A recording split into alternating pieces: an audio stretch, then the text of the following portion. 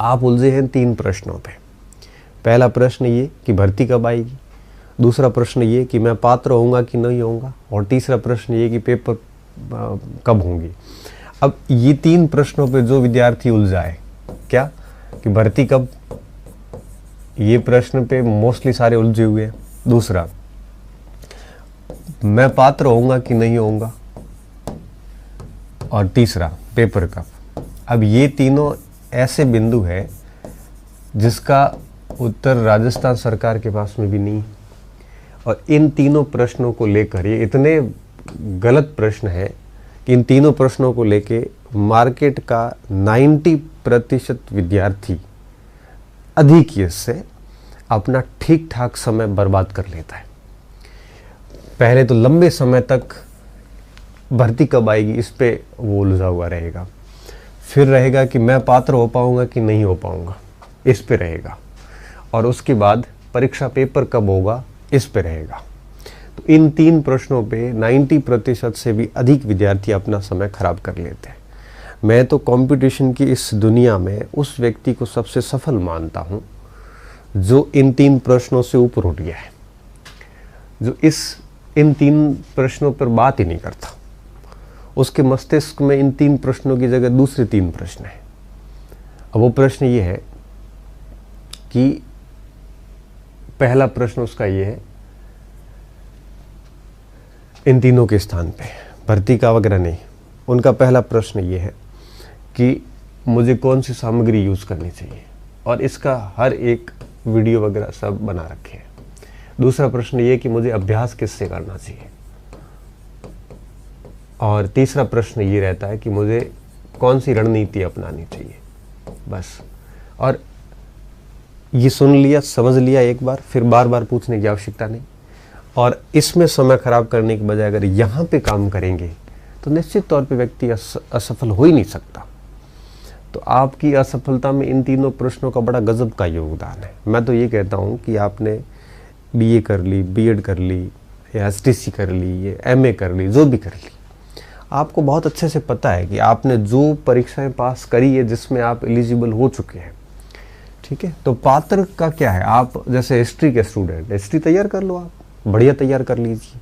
वो हिस्ट्री आपको नेट में भी काम देगी, फर्स्ट ग्रेड में भी काम दे देगी, वो प्रोफेसर में भी दे देगी। आपको लगता है कि नहीं मेरा MA प्रीवियस भी नहीं है और मैं ये चीज़ें छोड़ देता हूँ, सेकंड ग्रेड की कर लेता हूँ, तो सेकंड ग्रेड कर लीजिए। जिसका भी करो आप एक को टारगेट कर लीजिए, और सेकंड ग्रेड के साथ में आप फर्स्ट ग्रेड को भी कर सकते हो। सेकंड ग्रेड को 5-7 घंटे का टाइम दीजिए, 1-2 घंटे आप अपना विषय तैयार कीजिए, तो आप दोनों की तैयारी एक साथ भी कर सकते हो। दिक्कत कहाँ है? मैं कहता हूँ कि 5-7 घंटे आपने ग्रेड 2 को दे दिए बढ़िया तरीके से, फिर 2-3 घंटे आप अपने सब्जेक्ट पे काम करते हैं, किसी भी परीक्षा को बिना कोई टारगेट किए हुए। किसी का ज्योग्राफी है तो उसके मस्तिष्क में सिर्फ ये बात है कि मुझे भूगोल को बहुत बढ़िया तरीके से रेडी करना है, तो बस आप अपना विषय तैयार कीजिए, और साथ साथ में आप जिस परीक्षा के पात्र हो चुके हैं उसकी तैयारी कर लीजिए, ठीक से तैयारी करिए। फ्री टाइम बैठे हैं तो कोचिंग कर लीजिए, फ्री टाइम नहीं है, आपको लगता है कि पहले कर रखी है, तो उसी कंटेंट को और किताबों के साथ में थोड़ा सा और वैल्यू एडिशन करके पढ़ लीजिए। तो कुल मिला के बात यह है कि आपको इन चीज़ों में फंसने की बजाय आपको प्रयास ये करना चाहिए कि आप अपने आप को रेडी कर लें। जब भर्ती आए तब आपकी स्थिति ये हो जानी चाहिए कि आपने ठीक तरीके से कोर्स पढ़ रखे, ठीक है, और आपने ठीक तरीके से रिवीजन कर रखा है। ये चीज़ें अगर हो जाती है तो निश्चित तौर पे बच्चा फेल हो ही नहीं सकता। लेकिन मैं कह रहा हूँ ना आपको वापस वही बात, अगर भर्ती परीक्षा में 100 बच्चे हैं तो 90% तो इनमें ही फंसे रहते हैं, अपना अमूल्य समय खराब कर देते हैं। अभी इन दिनों क्या स्थिति है, अभी इन दिनों चुनाव का दौर चल रहा है और हर स्टूडेंट उस राजनीति में फंसा हुआ है, कौन जीत रहा है, कैसे किसको वोट देने, क्या करने। मैं कहता हूँ कि आपको क्यों इसमें पढ़ना है, आप सिर्फ और सिर्फ अपने फोकस कीजिए, गोल पे फोकस कीजिए। आप सेकंड ग्रेड के लिए एलिजिबल हो चुके हैं तो उसकी तैयारी कीजिए। आप किसी और भर्ती परीक्षा के लिए एलिजिबल है और कर रहे हैं तो उसकी तैयारी को धार दीजिए। अभी खाली टाइम है आपके पास में, और जो खाली वक्त की तैयारी होती है वो बहुत शानदार तैयारी होती है। उसका रीज़न ये है कि व्यक्ति पर दबाव नहीं होता, उसका रीज़न ये है कि व्यक्ति बिना किसी आपके लोड लिए हुए और समय की भी स्कार्सिटी नहीं होती, उसके पास टाइम भी खूब होता है, बहुत बढ़िया तरीके से चीज़ों को प्रिपेयर कर सकता है, अपनी कमज़ोरियों पे काम कर सकता है। अब ये वो वक्त है जब व्यक्ति अपनी सफलता और असफलता की कहानी लिख रहा होता है। अब इस समय हज़ारों ऐसे बच्चे हैं जो अपने रूम में या लाइब्रेरी में या अपनी किसी जगह पे दफन होके पढ़ रहे हैं, दुनियादारी से बहुत दूर होके, जब कोई वैकेंसीज नहीं है।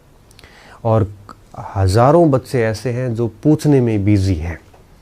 तो निश्चित तौर पे जो स्टूडेंट अपने आप को गायब करके और जिस भर्ती परीक्षा के लिए पात्र है उसकी प्रॉपर तैयारी में लग गया है, वो तो फेल हो नहीं सकता। आगे जब भी वैकेंसी आएगी वो आपको रेडी मिलेगा। पास ऐसे ही बच्चे होते हैं जो ऑफ सीज़न में तैयारी करते हैं, वैकेंसी नहीं होती उससे पहले ही अपना काम शुरू कर देते हैं, वो डेफिनेटली बच्चे पास हो जाते हैं। और जो भर्ती आने पे एक्टिव होते हैं ना, वो कुछ नहीं कर पाते हैं। ठीक है, तो कुल मिला के ये बात थी। अब